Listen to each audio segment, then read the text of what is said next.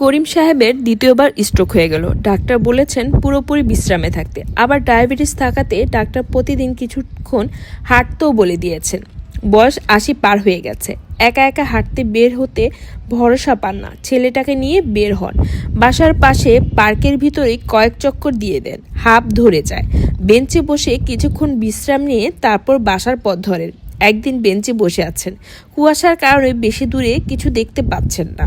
সামনের গাছে কিছু একটা নড়াচড়া করছে। ছেলেকে জিজ্ঞাসা করলেন, শিবু, গাছে ওটা কি নড়াচড়া করছে? ছেলে উত্তর দিল, কাক।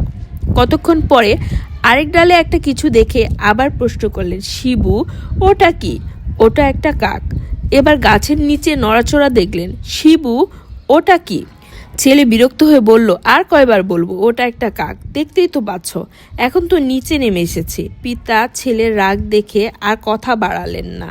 বাসায় পৌঁছে ছেলেকে বললেন, আমার কামরায় একটু আয়, তোকে একটা জিনিস দেখাবো। ধর, এই লেখাটা পড়। ছেলে দেখলো ওইটা তার বাবার ডায়েরি। সেখানে লেখা আছে, আজ শিহাবকে নিয়ে বাসার সামনে বসে আছি, এমন সময় একটা কাক এলো। সে বলল, আব্বু, এটা কি?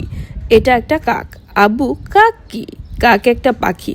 আব্বু, পাখি কি? পাখি হলো আল্লাহর সৃষ্টি। এরপর সে আমাকে প্রায় 20 বারের চেয়েও বেশি জিজ্ঞাসা করলো, আব্বু, এটা কি? আমি মজা পেলাম। তাকে প্রতিবারই বললাম এটা একটা কাক। তারপরও সে আগের মতোই প্রশ্ন করলো, কাক কি?